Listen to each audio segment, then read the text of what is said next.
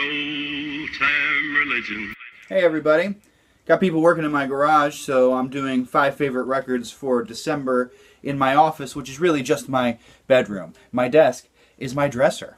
The holidays are coming up, and the end of the year is coming up, which means a lot of end-of-year lists for the best albums of this year, best releases.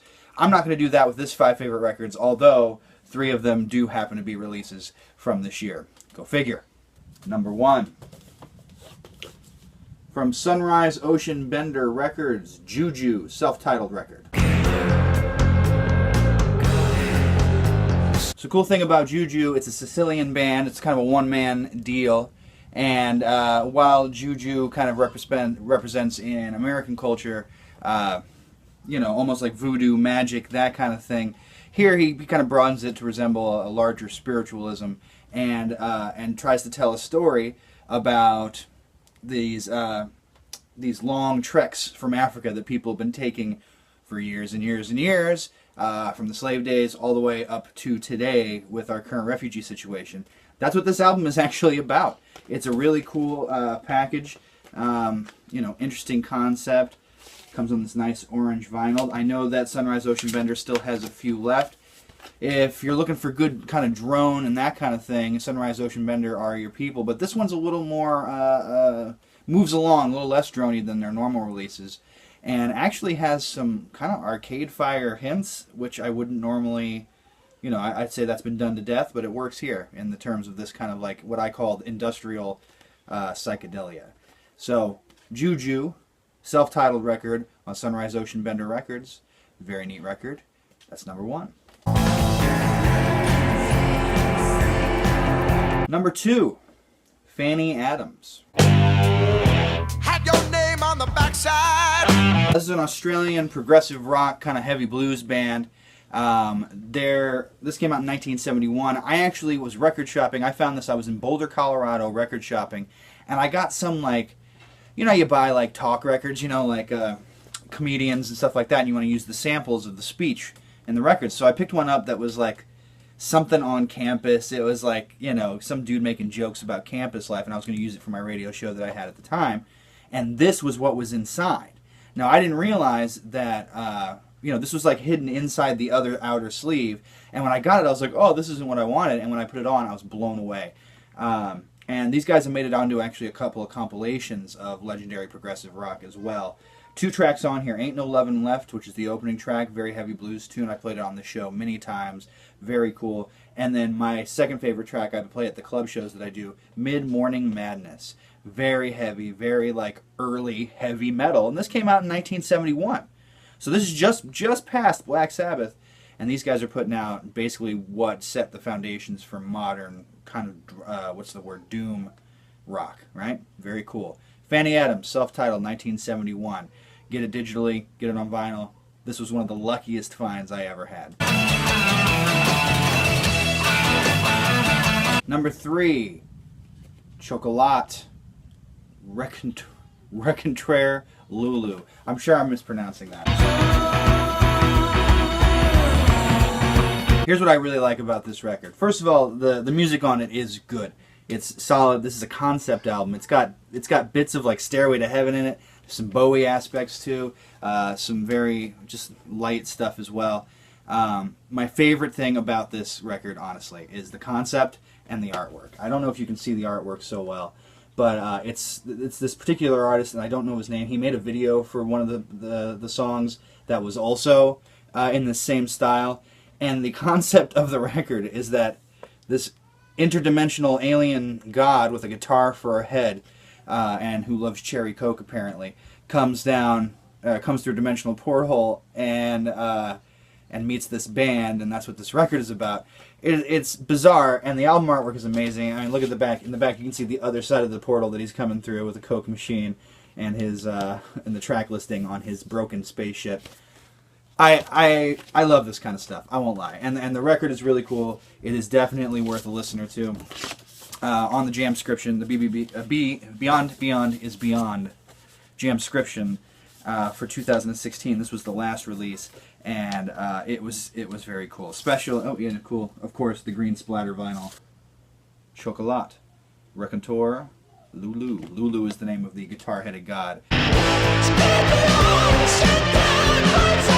Special shout out to Sam Kogan out of Brooklyn.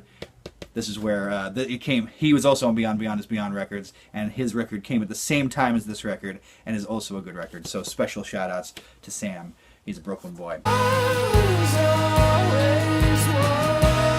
Number 4, Spooky Tooth. This is their second album, Spooky 2.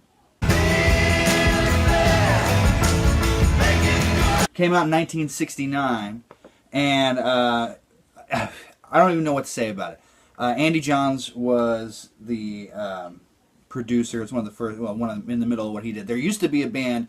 Spooky 2 is the remnants of a band called Art. And Art had some really cool psychedelic stuff as well. This guy, Wright was his name, the singer. He's very distinctive vocal. So if you hear him, you'll definitely recognize his voice. He definitely stands out.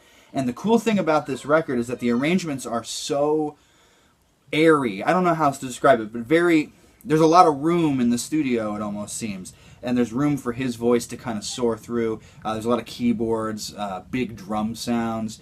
The first track, Waiting for the Wind, you could sample it easily for a hip-hop tune. Like, it's such a classic and kind of uplifting record, and I play stuff off of it all the time. I bought this at the flea market in Dumbo over the summer. If you're a fan of classic rock and you want to delve into some of the stuff that maybe isn't played on classic rock radio, which this is not, then I definitely suggest this is a good place to start your exploration of the counterculture. So, Spooky Tooth, Spooky 2. That's why I say I got up. Last and certainly not least, from Daptone Records, the Frighters, Nothing More to Say. So the story with this record is Daptone Records contacted this band from Brooklyn called the Frighters. And the Frighters normally are kind of like more of a dub, I guess what they call rub-a-dub band. A little bit heavier sounds, and Daptone contacted them about making a rock-steady record. This record is amazing. It's like it's ripped straight out of like the late 60s Jamaica. It's beautiful. I'm a real sucker for that stuff, thanks to KDHX in St. Louis. The kind of sad story about this record is that while they were recording it, the singer, Dan, was dying of a degenerative nerve disease, and they all watched this happen. It was a very emotional recording process and an emotional record for a lot of people, and it really comes through on the recording. It's beautiful. It's a beautiful record.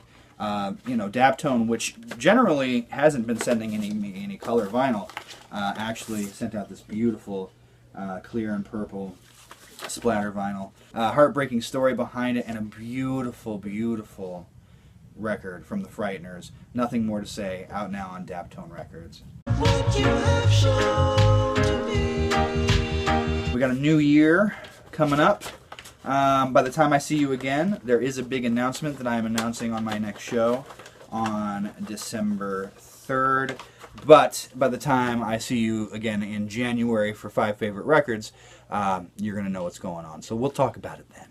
Tune into the show anytime. OTRRH.com is where you can find all of my archives. You can contact me on Twitter, OTR_Radio Hour. You can contact me on Facebook, Facebook.com/OTRRH, or on Instagram, Old Time Religion Radio Hour, all spelled out. Super fun. I'm live every Saturday morning on bboxradio.com out of Brooklyn, New York. 10:30 a.m. to 12:30 p.m. bringing you songs from the 60s and 70s that you won't hear anywhere else on the radio, and all the new stuff that harkens back to those older days. And then every Tuesday night you can check out the replay on affinityradio.net out of Kent, UK. That is 10 to midnight UK time, 5 to 7 here in the States on the East Coast. Thanks so much for hanging out with me for 5 Favorite Records once again.